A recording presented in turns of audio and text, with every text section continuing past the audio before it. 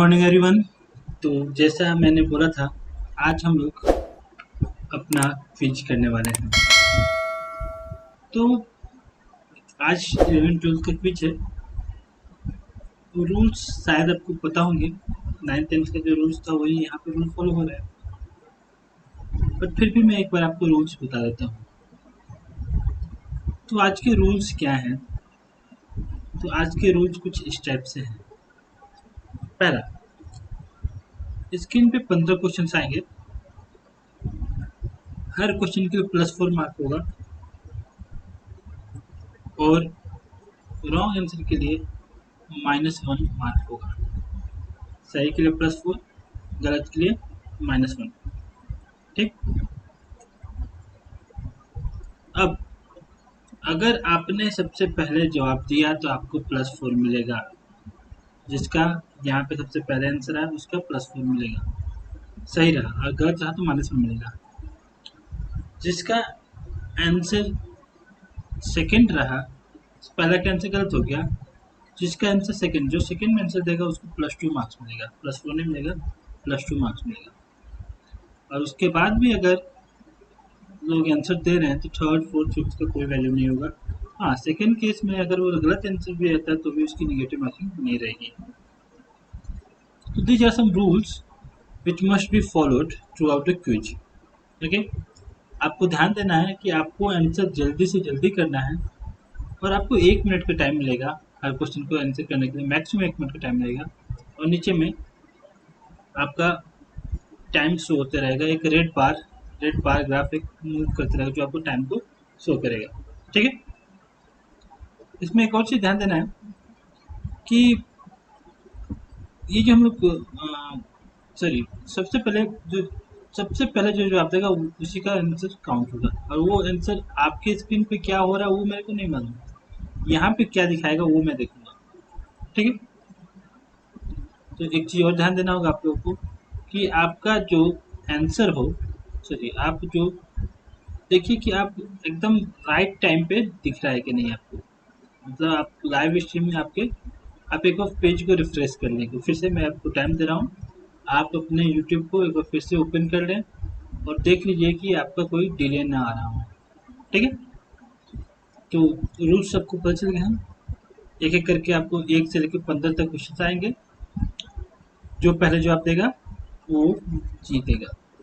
Rules are so simple. ठीक है। I don't think there is any issue in that. तो हम लोग क्विज स्टार्ट करते हैं आज के लिए। सभी लोग रेडी होंगे? सभी लोग आ गए हैं? एक और चीज़, ये प्री रिकॉर्डेड वीडियो है, तो ऑलरेडी रिकॉर्डेड वीडियो है, तो मुझे नहीं पता कौन क्या जवाब दे रहा है क्या नहीं जवाब दे रहा है। जो भी आंसर्स आएंगे वो मैं लाइव जब लाइव स्ट्रीमिंग होगा उसी टाइम पे सारा कुछ मैं आंसर के मार्क्स काउंट करते रहूँगा आपके। ठीक है। तो सभी को रेडी हैं? तो ये रहा आपके स्क्रीन पे पहला क्वेश्चन। ठीक है। तो स्टार्ट करते हैं हम लोग। ये रहा पहला क्वेश्चन आपके स्क्रीन पे। In projectile motion which of the following factors affect the actual path of motion are neglected? इसमें से कौन से फैक्टर्स को हम लोग नेगलेक्ट करते हैं? नीचे आपका टाइम देख रहे हैं, इंक्रीज कर रहा है, बढ़ रहा है। Options are the curvature of earth, rotation of earth, wind resistance और ऑल ऑफ द अबव। ठीक है। जैसे ये रेड मार्क कंप्लीट हो जाएगा मैं आपको आंसर बता दूंगा। वैसे आप तो आंसर ऑलरेडी कर दिए होंगे।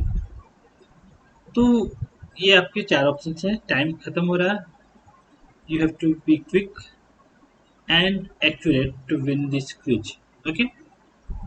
So options are curvature of Earth, rotation of Earth, wind resistance or all of the above. और इसी के साथ हमारा टाइम समाप्त होता है और पहले क्वेश्चन का आंसर है हमारा ऑल ऑफ द अबव। सारे फैक्टर्स को हम लोग नेगलेक्ट करते हैं। तो ये हमारा पहला क्वेश्चन समाप्त होता है। अब बढ़ते हैं आज के हम लोग अगले क्वेश्चन की तरफ। और आज का हमारा अगला क्वेश्चन है, ये रहा आपके स्क्रीन पे। What is the angle of projection for a bullet fired over a horizontal plane when horizontal range is equal to 4 times the maximum height। थोड़ा सा इसमें आपको दिमाग लगाने की जरूरत पड़ेगी। Option are 60 degree, 45 degree, 75 degree और 30 डिग्री। वो एंगल क्या होगा? What is the angle of projection for a bullet जिसमें हॉरिजॉन्टल रेंज मैक्सिमम हाइट से 4 टाइम्स होता है, 4 टाइम्स होता है, उसके लिए क्या एंगल होना चाहिए? आप लोग इस टाइप के क्वेश्चन बनाए होंगे, 11 से बनाए होंगे, कॉम्पिटिटिव एग्जाम्स के प्रिपरेशन में बनाए होंगे, लेकिन आप लोग इस टाइप के क्वेश्चन बनाए होंगे। So you have to give the answers as soon as possible. The time is ticking out, running out, so give the answers. और टाइम खत्म होता है और ये रहा इसका सही जवाब। आप इसको सॉल्व करके देख सकते हैं। And the answer is 45 degree. 45 degree के एंगल पे क्या होता है? तो हॉरिजॉन्टल रेंज मैक्सिमम हाइट से 4 टाइम्स होता है। तो 2 क्वेश्चन समाप्त हो चुके हैं। तीसरे क्वेश्चन की तरफ बढ़ते हैं और ये रहा आज का हमारा तीसरा क्वेश्चन। आपके स्क्रीन पे ये रहा। A body have zero velocity and still be accelerating when। एक ऑब्जेक्ट का वेलोसिटी 0 है लेकिन वो फिर भी एक्सेलरेट कर सकता है, ये कब पॉसिबल है? तो options are when it is projected vertically upward, जब इसको ऊपर की तरफ हम लोग थ्रो करते हैं, when it is projected vertically downwards, when it is projected at an angle with the horizontal and when it is rolled horizontally on a surface.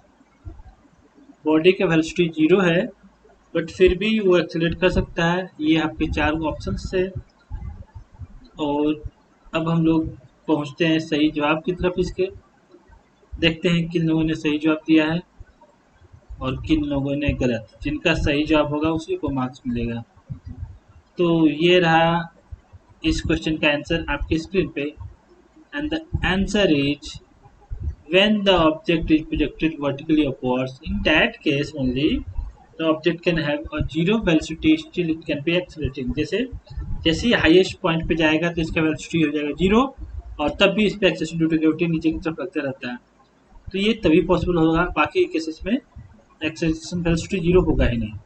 ठीक है, नेक्स्ट चलते हैं अपने नेक्स्ट क्वेश्चन के साथ। 3 क्वेश्चन हो चुके हैं और 12 क्वेश्चन हमारे पास हैं। चलते हैं नेक्स्ट क्वेश्चन के पास, क्वेश्चन नंबर 4 और ये रहा आपके स्क्रीन पे right now. In a velocity time graph, velocity is proportional to time it has got.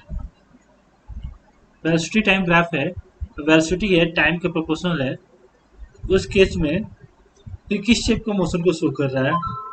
Increasing acceleration, decreasing acceleration, zero acceleration और none of the above.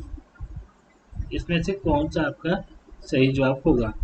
Increasing acceleration, decreasing acceleration, zero acceleration और none of the above.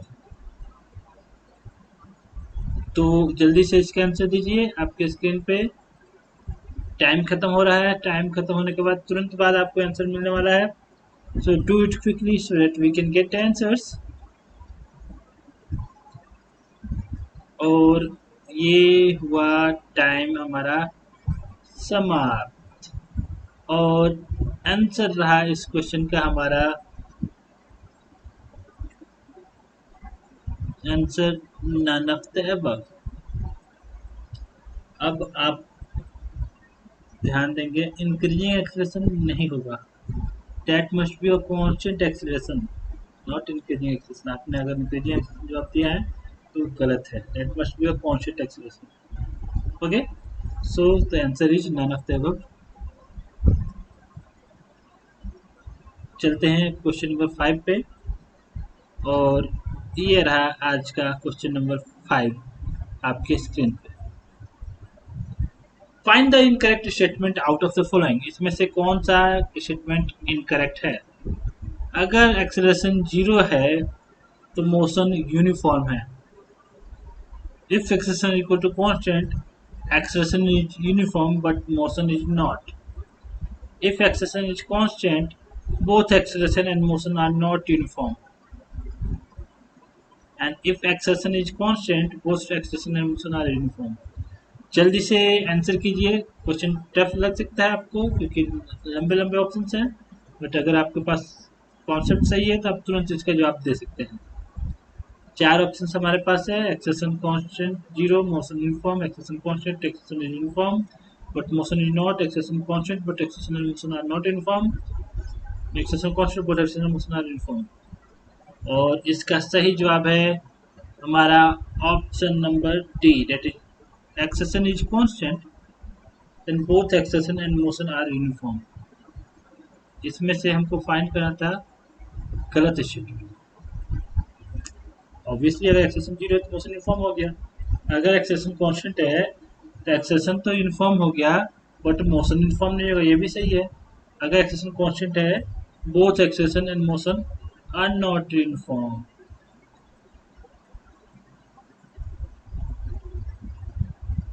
और चौथा हमारा है if acceleration is constant both acceleration and motion are uniform.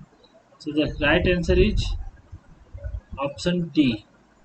Okay,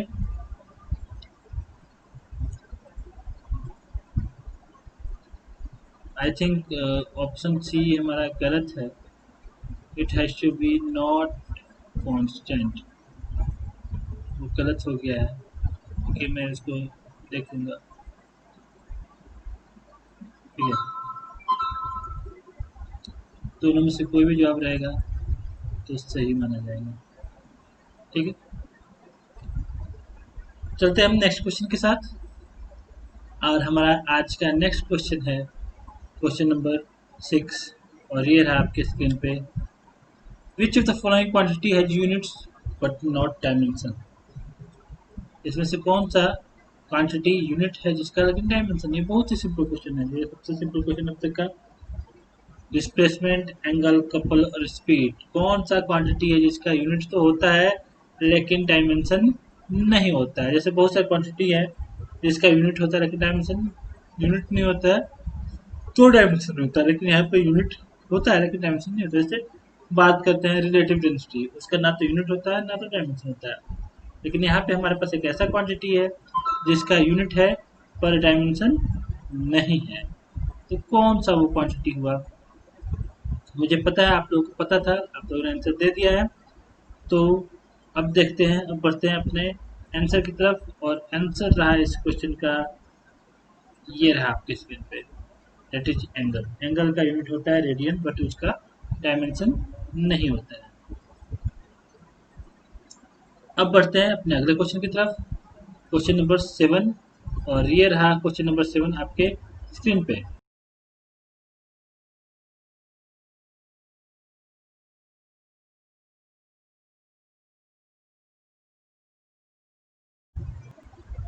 तो ये रहा question number 7 आपके स्क्रीन पे। What is the angle between velocity and acceleration at the time when an object is thrown upwards।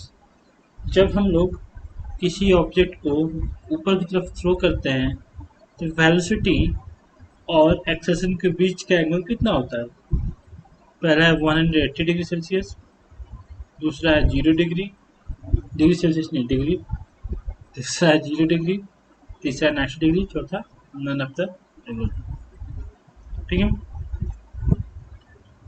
तो ये आपका time समाप्त होने वाला है, जल्दी से इसका आंसर देने की कोशिश करें। And answers of the above question is going to be soon। और हमारा आंसर होगा इस क्वेश्चन का ये सही जवाब 180 डिग्री। ठीक है, तो 7 क्वेश्चन चले गए हैं। 11th क्लास के क्वेश्चन आई थिंक खत्म हो चुके हैं, 12th क्लास के क्वेश्चन पे चलेंगे। तो ये रहा क्वेश्चन नंबर 8 आपके स्क्रीन पे। Who invented helicopter. सोचा मैं एक आपको दे दूं क्वेश्चन, गूगल मत कीजिएगा, आपको वो सब पता है, आपको तो नहीं ध्यान में होगा, फिर भी कोशिश कीजिए। आपके हिसाब से हेलीकॉप्टर किसने इन्वेंट किया। Otis,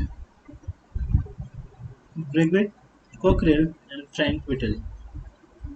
so give the answer. As soon as possible. उससे ओटिस आप लोग सुने होंगे कहीं ना कहीं, कौन था। और इस क्वेश्चन का आंसर है हमारा, टाइम समाप्त होता है इसी के साथ, आंसर है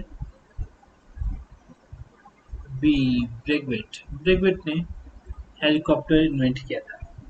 ठीक है ना। आधा से अधिक क्वेश्चन खत्म हो चुके हैं। जो लोग आगे थे पीछे थे वो भी अभी उनके पास मौका होगा आगे पीछे जाने का, क्योंकि अब हमारे पास नए टॉपिक से स्टार्ट हो रहे हैं। हमको 12th क्लास के क्वेश्चन सब स्टार्ट होंगे यहाँ से। तो ये रहा क्वेश्चन नंबर 9 आपके स्क्रीन पे। ये, if the sheet of bakelite is inserted into the plates of an air capacitor, the capacitance will increase, decrease, reach, remains unchanged, becomes zero।